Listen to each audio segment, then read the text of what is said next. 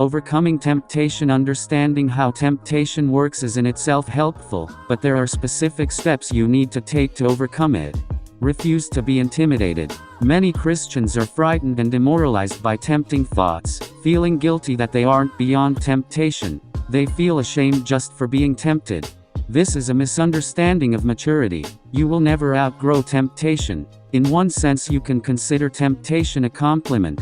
Satan does not have to tempt those who are already doing his evil will. They are already his. Temptation is a sign that Satan hates you, not a sign of weakness or worldliness. It is also a normal part of being human and living in a fallen world. Don't be surprised or shocked or discouraged by it. Be realistic about the inevitability of temptation. You will never be able to avoid it completely. The Bible says, when you're tempted, not if. Paul advises, remember that the temptations that come into your life are no different from what others experience. It is not a sin to be tempted. Jesus was tempted, yet he never sinned. Temptation only becomes a sin when you give in to it. Martin Luther said, you cannot keep birds from flying over your head, but you can keep them from building a nest in your hair. You can't keep the devil from suggesting thoughts, but you can choose not to dwell or act on them. For example, many people don't know the difference between physical attraction or sexual arousal and lust. They are not the same. God made every one of us a sexual being, and that is good. Attraction and arousal are the natural, spontaneous, God-given responses to physical beauty, while lust is a deliberate act of the will. Lust is a choice to commit in your mind what you'd like to do with your body. You can be attracted or even aroused without choosing to sin by lusting.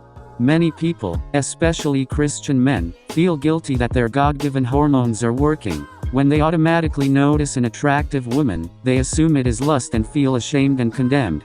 But attraction is not lust until you begin to dwell on it. Actually, the closer you grow to God, the more Satan will try to tempt you. The moment you became God's child, Satan, like a mobster hitman, put out a contract on you. You are his enemy, and he's plotting your downfall. Sometimes while you are praying, Satan will suggest a bizarre or evil thought just to distract you and shame you.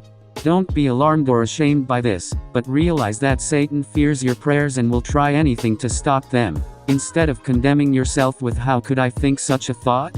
treat it as a distraction from Satan and immediately refocus on God. Temptation is a sign that Satan hates you, not a sign of weakness or worldliness. Recognize your pattern of temptation and be prepared for it. There are certain situations that make you more vulnerable to temptation than others.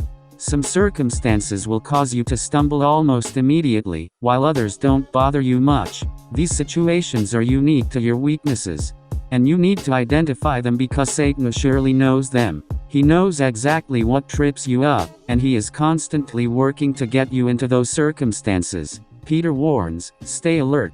The devil is poised to pounce, and would like nothing better than to catch you napping. Ask yourself, when am I most tempted? What day of the week? What time of day? Ask, where am I most tempted? At work? At home? At a neighbor's house? At a sports bar? In an airport or motel out of town? Ask, who is with me when I'm most tempted? Friends? Co-workers? A crowd of strangers? When I'm alone? Also ask, how do I usually feel when I am most tempted? It may be when you are tired or lonely or bored or depressed or under stress. It may be when you've been hurt or angry or worried, or after a big success or spiritual high.